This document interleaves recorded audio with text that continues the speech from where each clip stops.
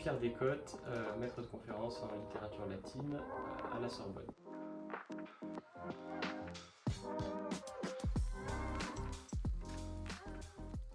Alors que ce sont deux courants philosophiques extrêmement importants, probablement les deux plus importants dans l'Antiquité, ce sont aussi deux termes qui sont aujourd'hui utilisés dans la langue courante dans un sens considérablement affaibli. Quand vous dites de quelqu'un que c'est un épicurien, c'est-à-dire que c'est quelqu'un qui aime bien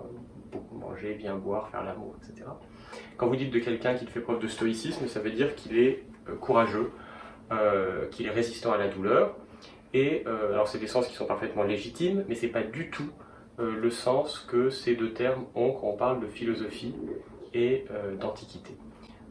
Ce sont deux courants philosophiques complexes qui posent des questions qui sont intéressantes à l'époque de Lucrèce, Sénèque, etc. mais qui sont aussi importantes à notre époque parce qu'elles traitent de la question de la liberté humaine, de savoir ce que c'est que le bonheur, de savoir quels moyens on peut, quand on est un homme, avec les faiblesses de la nature humaine, mettre en œuvre pour atteindre ce bonheur, s'il existe un destin ou si l'homme est libre, autrement dit des questions qu'on se pose à peu près à toutes les époques, en 100 avant Jésus-Christ comme en 2023. Ce qui est intéressant, c'est que ces deux courants philosophiques qui posent les mêmes questions, à peu de choses près, et qui apportent des réponses assez radicalement différentes, voire franchement opposées.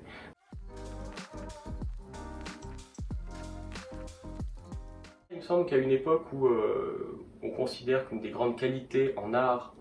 en littérature, en philosophie, c'est la simplicité, en tout cas la facilité d'accès, l'immédiateté d'accès, ça vaut la peine de voir qu'il y a encore, enfin qu'il y a toujours eu, mais qu'il y a encore des textes qui sont intéressants parce qu'ils exigent de la part de leur lecteur un engagement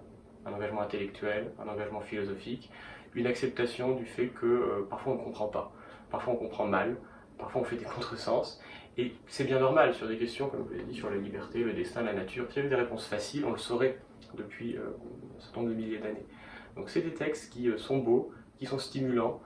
qui forcent à s'engager intellectuellement, et c'est pour ça qu'encore aujourd'hui, je pense que c'est pas inutile de lire ces auteurs.